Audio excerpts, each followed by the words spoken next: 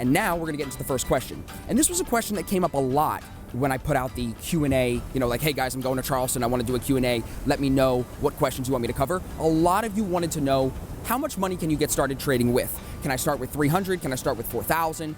I saw all different numbers, and I always do, and this is a question everybody asks me, because most of you, if you're new to Forex, like you've never even heard of day trading, you don't even know what Forex is, so how do you know how much money you can even start with? It's a fair question. The answer is pretty simple though, and I think there's a lot of bullshit on the internet, truthfully, that distracts you from the simple answer. If we're talking about real hard-earned money that you worked in your regular job or whatever, other businesses you have, if you worked for that money, you wouldn't take that money and go trust an unregulated broker, right? We would think that that would be logic.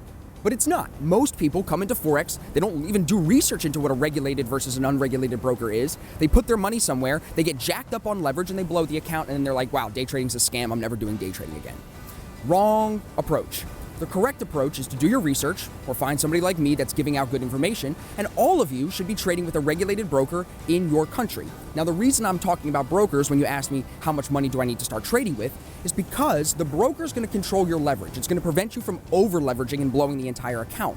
These other, unregulated brokers, they don't care about that.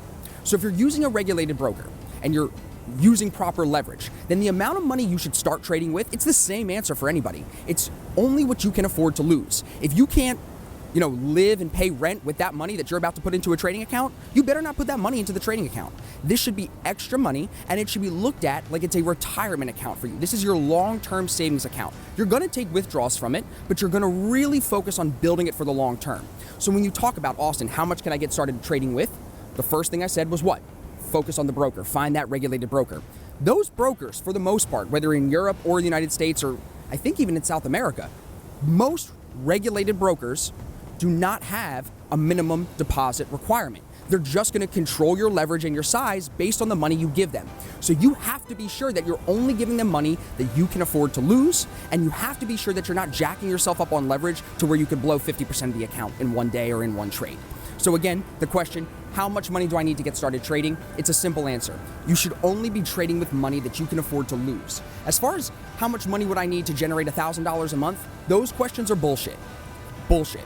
You're not even thinking about percents, you're thinking about money, and you're down the wrong path. You should be focused on percents, focused on being with a professional regulated broker, because that's what this is, a professional business, not a gamble, not a casino, and you should be focused on only trading with money that you can afford to lose.